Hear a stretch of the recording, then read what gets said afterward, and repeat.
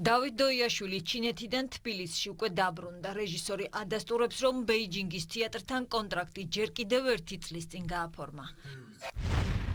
ეს ერთ წელია უკვე დაგეგმილი იყო და ეხლა ჩავედი, დაგეგმილი იყო, ჩავატარე კასტინგი, ავარჩიე მსახიობები და ჩამოვედი ვარ თბილისში. ვარ ვალდებული, რომ შევასრულო ეს კონტრაქტი ჩვეულებრივ. ეს არის არაჩვეულებრივი თეატრი, გავაკეთებ სპექტაკლს, ჩამოვალ. არაფერი პრობლემა არა, ისევე როგორც ერთ კვირაში გავამგზავრები, დავდებ ახალ კონტრაქტს იტალიასთან და იქაც გავაკეთებ სპექტაკლს და ჩამოვალ. რა პრობლემაა? ჩინეთი არის კომუნისტური ქვეყანა, წავედი, მიწვევით სპექტაკლი უნდა გავაკეთო. გავრცელებული ინფორმაციით დოიაშვილის გასტროლებით დასი უკმაყოფილოა, თუმცა ამაზე საჯაროდ საუბარი ჯერ არავის სურს.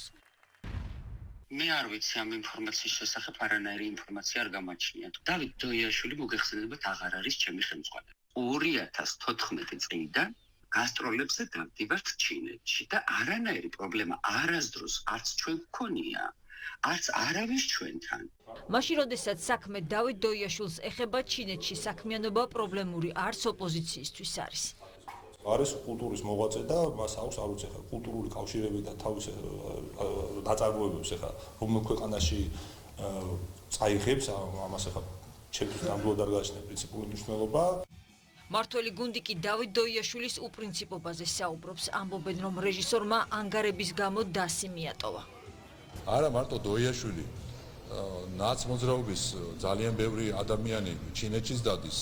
იქ სავაჭრო ურთიერთობების გააჩნიათ. ორმაგი სტანდარტები არის უკვე დღის წესრიგი ნაცმოძრაობის და მათი მხარდამჭერების. გუშინ წინ ამბობდნენ მაგალითად, რომ ჩინეთი არის უკუსვლა საქართველოსთვის და დღეს თვითონ გარბიან იქ სავაჭრო ურთიერთობებისთვის, სამსახურისთვის, ბიზნესის დასაწყობად და ასე შემდგომ. კიდევ ვიმეორებ, ეს არ ეხება მხოლოდ აქაურ აგენტურას. ეს ეხება იგივე ევროკავშირის ბიუროკრატიას, რომელიც თვითონ ხშირად ჩადის ჩინეთში. ჭირდებათ ჩინეთი კარგი სახელმწიფოა, როცა სტრატეგიულ პარტნიორობაზე არის ლაპარაკი კომუნისტურ სახელმწიფოს ეძახიან, აქაც ჩანს მათი დამოკიდებულება, რამდენად მნიშვნელოვანია და ღირებულია მათთვის სახელმწიფოს ინტერესები, ვიდა დოისას და ყველას წარმატებები უსურვო და ის ორმაგი სტანდარტი, რომელიც სამწუხაროდ მოქმედებს ჩვენ ქვეყანაში, ერთხელ და სამუდამოდ უნდა დასრულდეს. ჩინეთი არის ჩვენი სტრატეგიული პარტნიორი, ჩინეთთან ურთიერთობა საქართველოს მისი არსებობის ისტორიის მანძილზე აქვს უმაღლეს მნიშვნელზე და ჩვენ პოლიტიკურ თვალსაზრისით გვაქვს ძალიან წარმატებული ურთიერთობა, რაც შეეხება კონკრეტული პირების დასაქმება არ დასაქმებისაკეც, ეს უკვე არის ცალკე кейსი, ეს კონკრეტული პიროვნება,